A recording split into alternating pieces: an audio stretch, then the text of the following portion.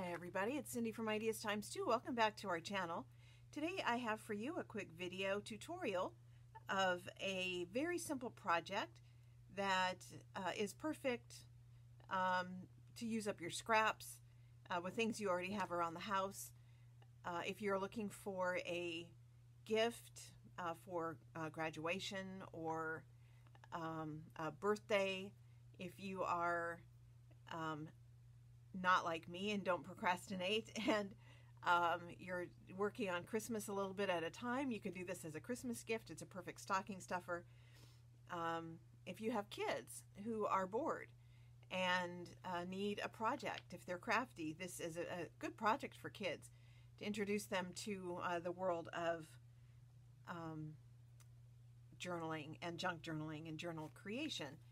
And you know, I just finished a couple of journals this week, and in the middle of another fairly large project, and I just kind of felt like I needed a bit of a brain break from the big projects and wanted to do something simple and quick and still lovely. So what I decided to do was to take a hint from Betsy from a video she did a couple of weeks ago on using stuff you already have in your house.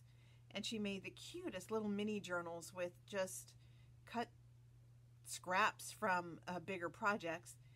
And so I thought, you know, what do I have laying around the house that could be turned into a journal or would make something really cute? And so I have these giant value packs of cards, and you know, I've been a scrapbooker a long time, and I love paper. I love books. You know, I make paper and I marble paper, and I've, you know, been making journals for a while, but I've never quite gotten into making cards, and I don't know why, because you would think it's all part of the same, you know, same process, but I just don't. But I bought these giant value packs because I was going to make my own cards, right? So I had these laying around, and I thought I can do something with those. So what I thought we would do today is make a card journal, a little greeting card journal. And I want to make a little mini album, a mini journal. So I'm going to use these note cards. And, you know, I have this larger size, which I'm going to use for something, I am sure. And so this is a nice size for a journal as well. But I am going to just make a small journal. So I'm going to use these 4 by 5.5 inch little note cards. So I'm going to move this out of the way, off to the side. And so for this project, what you're going to need are some note cards. And, you know, the ones I have here are just plain white, but you can use any color that you happen to have. If you have some thank you cards that have been, you know, laying around for a while, you could use those because, you know, you're going to cover stuff up. If you have, you know, greeting cards, they don't even all have to be the same size, depending on what the purpose of your journal is. I was actually thinking this morning of, you know, I've been a teacher for 25 years. This year was my 25th year of teaching, and I have saved every thank you card and note I've ever gotten from a student or parent. And I was thinking, you know, I could bind those together as long as I'm not covering up any of the words. I could put those together and make a journal, a little keepsake journal out of those. And so I actually might do that this weekend. But right now I'm doing, I need to get some things in the shop, and you know, I've got some you know, want to get some things done for future gifts and that, so I thought I would do that. So what you need are just some cards, and they can be any size. These are 4 by 5.5 inch because I want to do a small journal. If you don't have cards, you can use cardstock, and you can just cut it down to for this size journal, 8 inches by 5.5 inches. Or if you don't want to get all fancy and that, you could take an 8.5 by 11 piece of paper, cut it in half, fold it in half, and it's the right size. So the right size for you. So you'll need some cards or cardstock. You'll need glue. I'm going to use Fabri-Tac.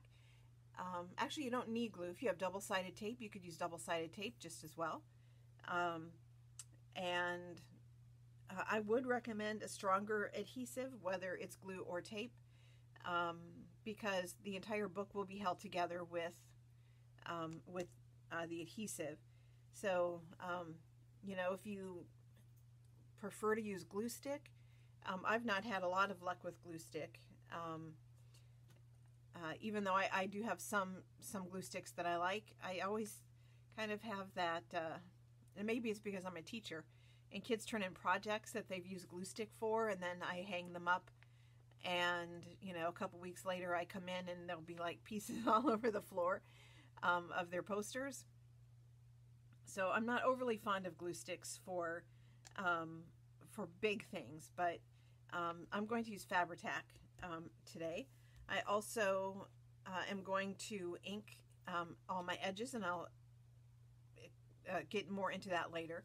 So if you're going to ink, you need it right away. You need it early in the process. Also, you need some cardstock or paper of some kind, just to decorate.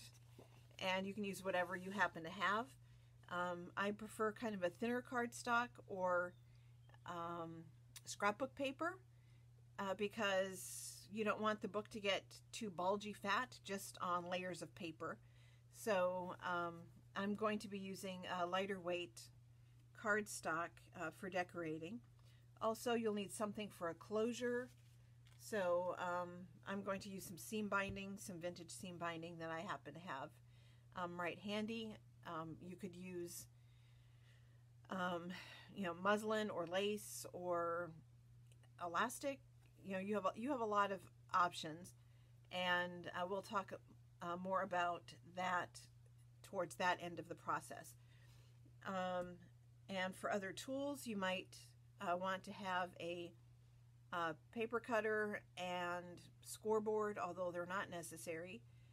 And that might be it. Really, just probably stuff you have within reach of where you're sitting. So first thing you need to do is decide on the size of your journal, and it can be any size. So think about the purpose you're making it for. If you're making a gift and you are giving it to somebody, like maybe as like a little mini photo album, how many kids they have in their family or grandkids, or if you're making it for yourself as a grandma's a brag book, then you might want to make it smaller, something you can tuck into your handbag. And so you might need only 2 or 3 cards. If you want to make a scrapbook or a full photo album, or a junk journal, a full journal, you might want as many as 8, 9, 10. So decide your purpose at the beginning of the process, because that will determine how many cards you need. So once you've decided, fold your cards in half, and I use a bone folder to make sure that they are nice and crisp. And you're going to want to do that for all of your cards. And I'm going to do a fairly large book for this one, so I'm going to use 10 cards. And I'm not going to do all of them on camera, but that's all you need to do, the first step. Let's move this out of the way. I'm using white, as you can see. However, I want this to be vintage. I'm using vintage papers, I've already decided. And I don't want the white edges, since my paper is not has a cream background rather than white. So if you are going to ink your edges, you need to ink now. You'll want to do that before we get any further in the process, because it will be much harder to do later. And yeah, it'll be not impossible, but much harder to do. So you want to ink your edges if you're going to ink. If you are using a excuse me, a more contemporary, excuse me, Lizzie, excuse me, more contemporary paper with a white background, you can leave it white. If you're using cards that are made from craft paper, then you may not feel they need extra ink, but you are going to want to ink all of the edges. So you can see I did all of them, including the fold, and then on the inside you'll want to do the same thing.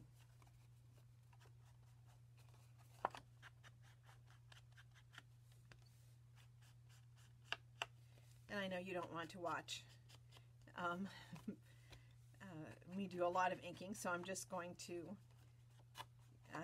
do a couple quick ones for the purpose of the video. But I find inking almost therapeutic. I find it very relaxing.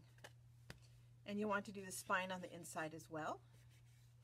You want to make sure that any possible white edges, if you don't want white edges, are covered. And you'll want to do that for all of the cards that you are going to use. So if this were a little mini journal and I'm only was just using 2, then I'd already be almost done. You can use any color ink. I'm going with kind of a traditional, I think this is Gathering Twigs. I look at the cover, but as you can see, the cover is such a mess. You can't even I can't even tell what color this is. So I'll do the inside as well.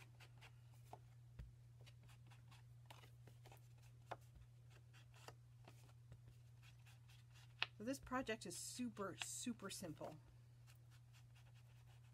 but when it's done, I think the results are fantastic. It is so cute. You can see I'm not being ultra neat because I'm going to cover up that stuff in the middle, so I'm not too worried about that. I just want to make sure my edges are covered, and then once again going to do the middle.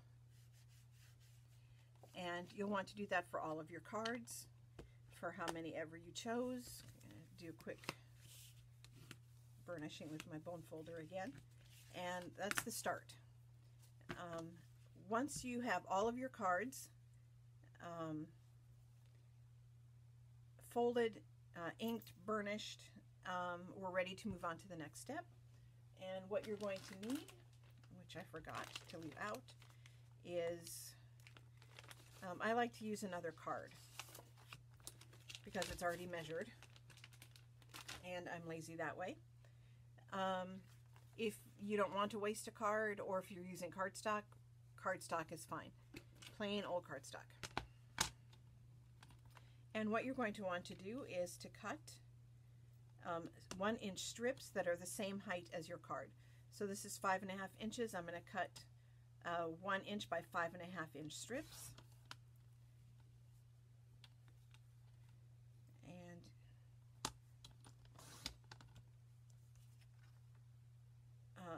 for the sake of the video, I'm just going to do 2. And even though I technically at the moment only need 1, and I will do more later. But once you have your strips, what you're going to want to do is fold them in half lengthwise. And if you don't have a bone folder, it's okay. And you're going to, I'm going to score on the 1/2 inch mark, like that. If you don't have a scoreboard, sorry, I have glue all over my fingers. I've been working this morning on a project. Then you could use a ruler. If you have a, you know, I have clear ones that would work better, but you could simply use, make sure that it's in the middle and just fold over with the edge of your ruler, or you could do the same thing on the edge of a table, and it works fine if you have magic hands and can get it fairly straight just by folding it in half. Go ahead and do it that way, but you're going to want to have as one fewer 1 inch by, in my case, 5.5 inch strips, and these are going to be the hinges. And so once you have it folded in half, what you're going to do is just notch the paper. So from the folded edge you're going to just snip at a 45-degree angle on each side, so that you have something that looks like that. Sorry, I got a little bit of glare today. So you want something that looks like that. I would also suggest, if you are inking, that you ink at this point as well, especially the fold, because this is going to be visible on the outside of the journal.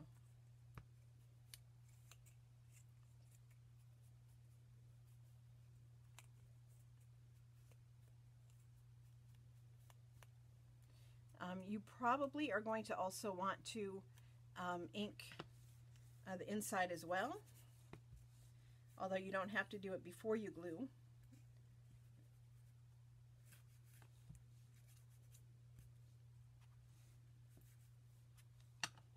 You can, but you don't have to. So once you've done that, once it's all inked and you have the edges notched, remember that's a 45-degree angle from the folded side and on both ends, and you've inked at least the fold. You can ink the crease later in the process, but you probably should ink the fold. Once you have that, then you are ready to start assembling. And the journal I'm making is going to be 10 cards, but I'm not going to ink and fold and glue 10 cards together for you right now. But what you're going to do is glue on the outside of your hinge, and just on one side to start with. And you want to make sure it's enough glue, but you really don't want it squirting out, especially on the fold side. And what you're going to do is on the fold side of the card, you're going to glue that down with fold to fold, fold side to fold side.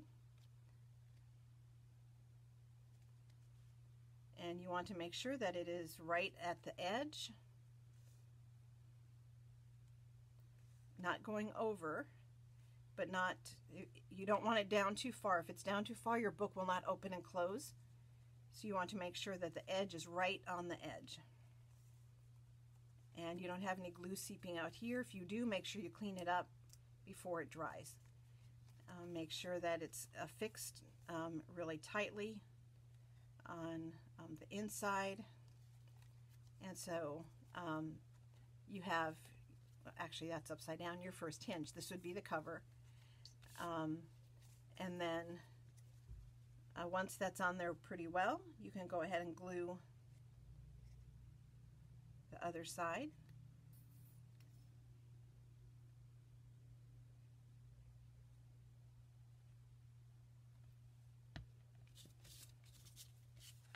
Once again, folded side, fold, fold to fold.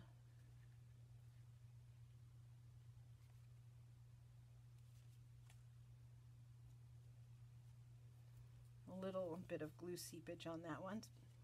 Want to make sure and clean that up really well.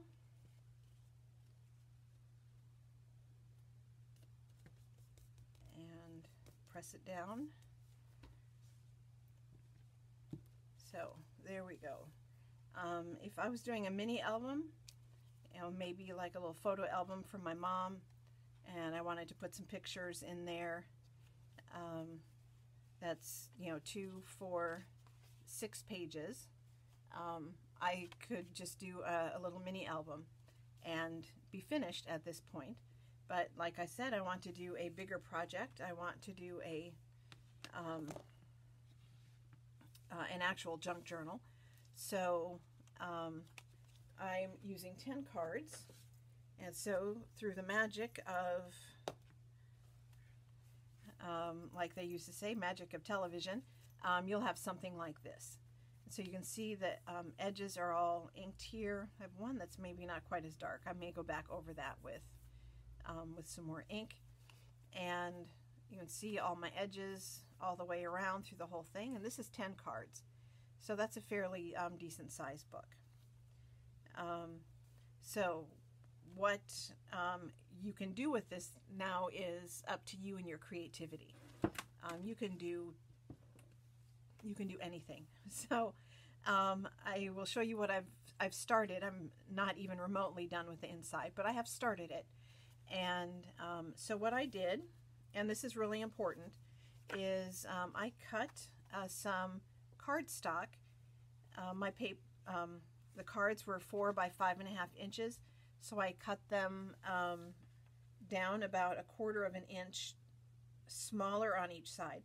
So 5 1/4 inches by 3 3/4 inches, and so that's why we inked. You know, I inked all the way around so that it wouldn't be glaring white around the edges. You want to make sure, especially on the inside, that it is not too close to that fold. If you get your paper too close to the fold, it's not going to lay flat, and you don't want that. So for uniformity's sake, I did that on all 4 sides, and so my cardstock, like I said, is about 1/4 inch smaller on all 4, smaller than, so that's 1/8 inch on each side. And so I have covered about half the book with cardstock, and you can see here, actually I don't think I finished. Yeah, I still have a couple of hinges I need to ink.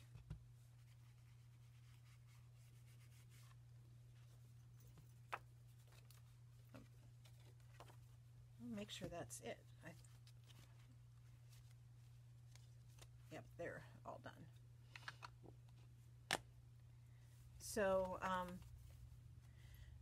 I'm going to be covering all of the pages with cardstock, and then I'm making, you know, like here on the first page, I've got a little pocket right there, and here, this is another pocket. I haven't done anything on this page yet, but this one is a big pocket. I'll put a tag in there with probably a, you know, some kind of something sticking out of the top. So I've got this big tag, and I'll embellish stuff as I go through. I haven't done anything on these 2 pages either. My theme is kind of an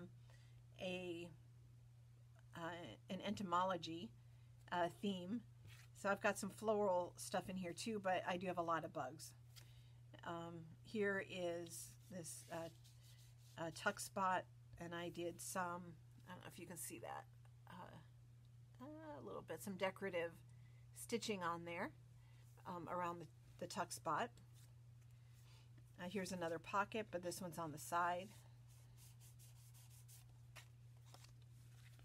And that's where I've stopped so far, and I'll probably do a couple more pockets. So what I did on the pockets, let's see, let me grab some paper scraps, is I did not layer 2 pieces. I didn't take one piece and then put another one over the top, because I thought that'd be a waste of paper, and it would make the book thicker than it needs to be. So what I did, let's see,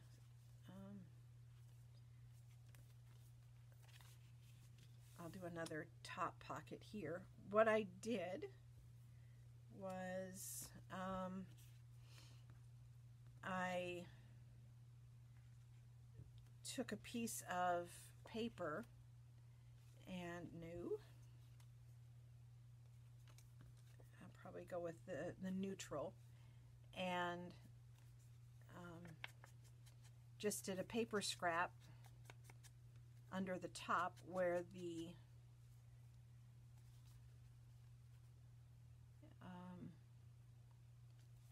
thumb hole is going to be, and glue that all the way. I'm almost out of glue.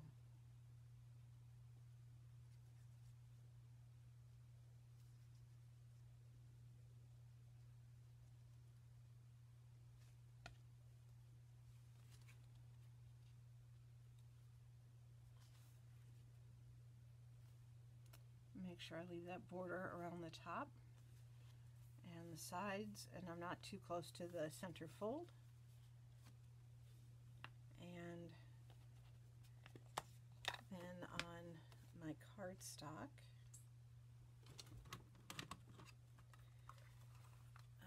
let's see,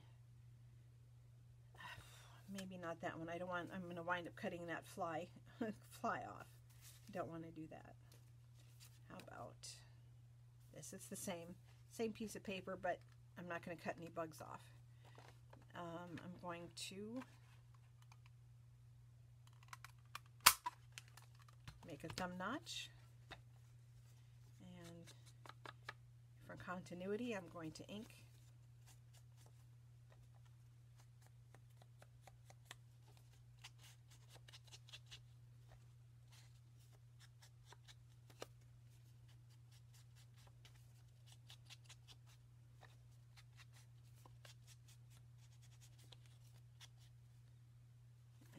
Then I can glue that down, and you can't see the card under there.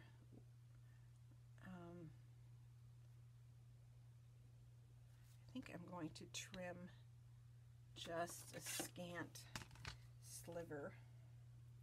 Of course, that means I'm going to have to ink again, but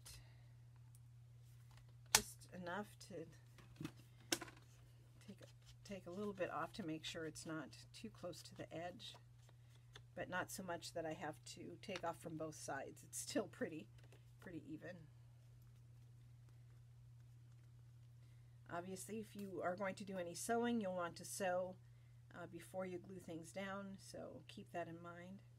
You follow the steps in order.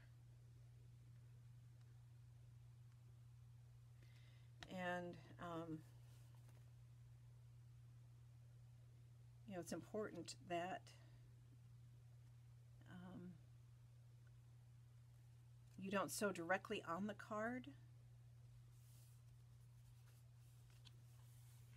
because you want to have the paper cover up those hinges. So you can see there's a nice big pocket. Not sure what I'm going to put in there, but I'm going to put a little bit of everything, you know, a belly band and an envelope flip and things like that.